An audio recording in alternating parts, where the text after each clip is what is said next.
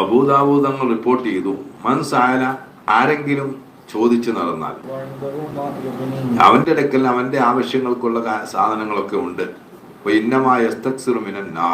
അവൻ നരകത്തിൽ നിന്ന് വർദ്ധിപ്പിക്കുന്നു. ആ ചോദ്യം കൊണ്ടുണ്ടായിത്തീരുന്ന നരകത്തിൽ എന്തിയ കൂടുതൽ കൂടുതൽ സ്ഥലവും കൂടുതൽ കൂടുതൽ ശിക്ഷയും അവനക്ക് കിട്ടുക എന്നുള്ളതാണ്. കാലു അപ്പൊ സഹാബത്ത് ചോദിച്ചു, വമല്ലിന അല്ലദീ ലാ യംബഈ മഅഹുൽ മസ്അലത്തു, ഏതാണ് ഐശ്വര്യം, സമ്പന്നത? അല്ലദീ എങ്ങനത്തെ സമ്പന്നതയാണ്? ലാ യംബഈ മഅഹുൽ മസ്അലത്തു, അതിനോടൊപ്പം ചോദിക്കലും യാചിക്കലും അനുയോജ്യമാവില്ല, അങ്ങനത്തെ ഐശ്വര്യം ഏതാണ്?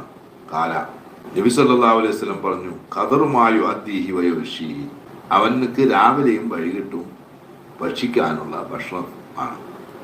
അഥവാ ഒരു ദിവസത്തേക്കുള്ള ഭക്ഷണത്തിനുള്ളത് അവൻ്റെ അടുത്തുണ്ട്. അതാണ് ഇന. എന്നല്ലാതെ കുറേ സമ്പത്തുണ്ടാവുമെന്നല്ല എൻ്റെ അർത്ഥം. ഒരു ദിവസം അവനക്ക് നിലനിൽക്കാനുള്ള ഭക്ഷണവും അവൻ്റെ ചെലവിനുള്ള കാശും ഒക്കെ ആരുടെ അടുത്തുണ്ട്? അവനാണ് ആര്? വനിയെ.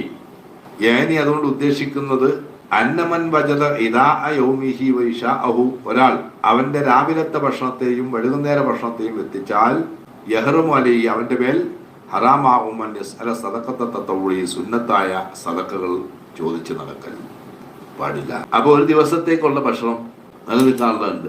ആവശ്യത്തിനുണ്ടെങ്കിൽ നമ്മൾ പിന്നെ ചോദിച്ചെടുക്കാനൊന്നും ആവശ്യത്തിനുണ്ടാവാമെന്ന് കുറേയധികം കാശുണ്ടാവാമെന്നല്ല.